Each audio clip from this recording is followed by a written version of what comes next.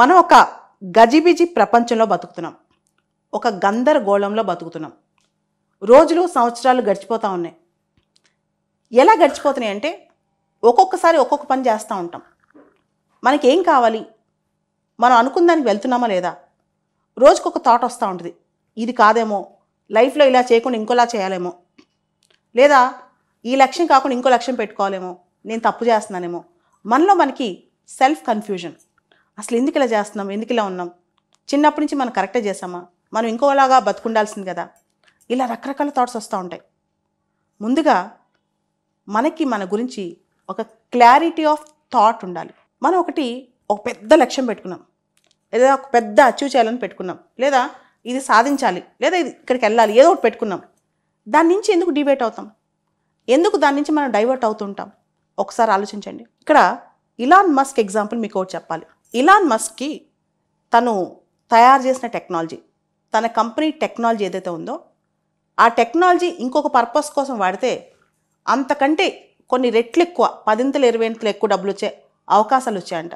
అంటే ఆ టెక్నాలజీ వేరే వాళ్ళకి పేటెంట్కి ఇచ్చినా, లేదా ఆ టెక్నాలజీకి సంబంధించి వేరే యూటిలైజేషన్ పెట్టినా ఆయనకి చాలా ఎక్కువ డబ్బులు వస్తాయంట.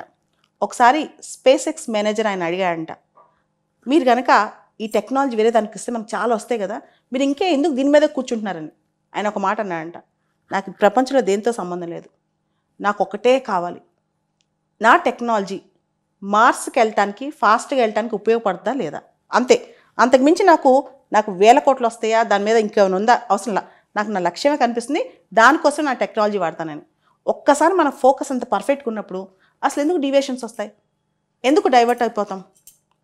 ఇంకొక విషయం కూడా, ఒక భూమి, మన భూమి ఉందనుకోండి, ఒక యాస్ట్రాయిడ్ వచ్చే 10 రోజుల్లో భూమిని ఢీకొంటుంది, ఖచ్చితంగా ఢీకొంటుంది అనుకుందాం. మనం బతకాలంటే ఏదో ఒకటి చేయాలనుకుందాం, there is no other way. ఆ టైంలో మనకి ఆహారం గుర్తురాదు, సినిమాలు గుర్తురావు, ఎంటర్టైన్మెంట్ గుర్తురాదు, ఇంకేం గుర్తురాదు. మనల్ని ఎలా కాపాడుకోవాలి అనే దాని మీద ఎంత సైంటిఫిక్ రీసెర్చ్ చేస్తామని చెప్పండి. ప్రపంచంలో సైంటిస్టులు అందరూ కూర్చుని ఎంత కృషి చేస్తారు చెప్పండి, ఎంత హడావుడిగా వార్ ఫుటింగ్ మీద పనిచేస్తారు చెప్పండి. అప్పుడు ఒక లక్ష్యం తప్ప ఇంకేమైనా కనిపిస్తుందా మనకి? ఏం కనిపించదు కదా. దీన్నే క్లారిటీ ఆఫ్ థాట్ అంటాం. మనకి భూమి మీద కొన్ని రోజులే ఉన్నాయి. ఈ రోజుల్లో మనం ఏం చేయాలి, అది చిన్న పనైనా పెద్ద పనైనా, చిన్న లక్ష్యమైనా పెద్ద లక్ష్యమైనా, దానికి క్లారిటీ ఎందుకు ఉండట్లేదు మనకి? యువతలో ఈ క్లారిటీ ఆఫ్ థాట్ చాలా మిస్ అవుతుంది. మీరు చూడండి, కొంతమంది ఫైనెస్ట్ హ్యూమన్ బీయింగ్స్, ఒక మంచి మ్యూజిక్ డైరెక్టర్ ఉంటారు, ఏఆర్ రెహమాన్, తను అనుకుందే తను చేస్తూ ఉంటాడు. లేదా ఒక మంచి సినిమా డైరెక్టర్ ఉంటారు, రాజమౌళి, తను ఆ క్రాఫ్ట్మెన్షిప్, దానిలో పర్ఫెక్షన్ కోసం ట్రై చేస్తూనే ఉంటారు. ఇంకెన్ని డివియేషన్స్ వచ్చినా వాళ్ళు మనుషులు పక్కకి వెళ్ళరు అనమాట. మనలో ఆ ఫోకస్ ఉంటే మన ఫీల్డ్లో మనమే నెంబర్ 1 అవుతాం. ఇక్కడ చార్ల్స్ డూయిగ్ రాసిన ఒక పుస్తకం గురించి చెప్పాలి, అదే పవర్ ఆఫ్ హ్యాబిట్. ఒక మనిషి ఒక పెద్ద లక్ష్యం పెట్టుకుని చేస్తూ చేస్తూ చేస్తూ బ్రెయిన్ని ట్రైన్ చేస్తూ ఉంటే ఆటోమేటిక్గా మనకి అల్జీమర్స్ వచ్చినా సరే మన బ్రెయిన్ ఆ పని ఆటోమేటిక్గా చేసుకుంటూ వెళ్తుందంట. ఉదాహరణకి ఒక వ్యక్తి ఉన్నాడు, అన్నీ మర్చిపోతాడు, అల్జీమర్స్ వచ్చేస్తే, మతిమరపు వచ్చేస్తే అన్నీ మర్చిపోతాడు. కానీ అతను టాయిలెట్కి వెళ్ళే రూట్ అతని బ్రెయిన్లో ప్రోగ్రామ్ అయి ఉంటుంది. దీన్నే న్యూరోప్లాస్టిసిటీ అంటారు. న్యూరోప్లాస్టిసిటీ అంటే ఏంటంటే, మనం చేసే పని, ఇష్టపడే పని, రొటీన్గా చేసే పని ప్రోగ్రామ్ అయిపోద్ది అనమాట. సో ఒక వ్యక్తి కంట బ్రెయిన్లో సగం వైరస్ వచ్చి బ్రెయిన్ పాడైపోయింది, కానీ అతని పేరు మర్చిపోయాడు, అతని ఇంటి అడ్రస్ మర్చిపోయాడు, ఏది చెప్పలేడు. కానీ అతని ప్లేస్లో వదిలితే అతను టీవీ ఆన్ చేసుకుని తను చూసే వెబ్ సిరీస్ అదే ఆన్ చేసుకుంటాడంట. ఇదంతా ఎలా జరుగుతుంది, ఇంత విచిత్రం ఎలా జరుగుతుందంటే, మన బ్రెయిన్లో మన ఇంటెన్షన్ స్ట్రాంగ్ ఉన్నప్పుడు, మన బ్రెయిన్లో మన ఫోకస్ స్ట్రాంగ్గా ఉన్నప్పుడు, మన బ్రెయిన్లో మన లక్ష్యం మాత్రమే కనపడుతున్నప్పుడు మనల్ని ఎవ్వరూ డైవర్ట్ చేయలేరు.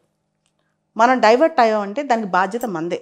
ఈ క్లారిటీ ఆఫ్ థాట్ లేకపోతే దాని ప్రాబ్లం మనకే ఉంటుంది, ఇంకెవరికి ఉండదు. కాబట్టి పవర్ ఆఫ్ హ్యాబిట్ అనేది చాలా ఇంపార్టెంట్.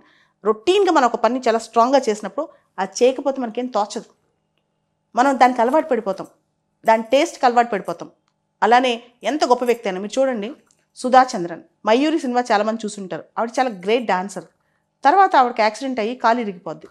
కాలు పెట్టుకుని జైపూర్ ఫుట్ పెట్టుకుని మళ్ళీ డ్యాన్స్ వేయటం స్టార్ట్ చేస్తాయి.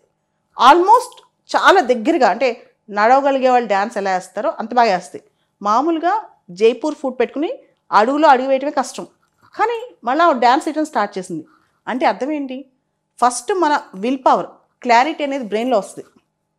ఆ క్లారిటీ బ్రెయిన్లో రాగానే మన మస్లార్ సిస్టము, న్యూరో సిస్టమ్ అన్నీ దానికి అనుగుణంగా పనిచేస్తాయి. ఇప్పుడు చెప్పండి, క్లారిటీ అనేది మనలో ఉంటుందా, మన అవయవాల్లో ఉంటుందా? సక్సెస్ అనేది మనలో ఉంటుందా, మన బ్రెయిన్లో ఉంటుందా, మన చేతులు కాళ్ళల్లో ఉంటుందా? సో ఏదైనా సరే మనిషిని ముందుకు నడిపించేది బ్రెయినే. అందుకే అంటారు, తనువు సహకరించకపోయినా మెదడు గట్టిగా నొక్కి మరి మనిషికి చెప్పుద్ది, నువ్వు ఇలానే ఉండాలని. అదే క్లారిటీ ఆఫ్ థాట్.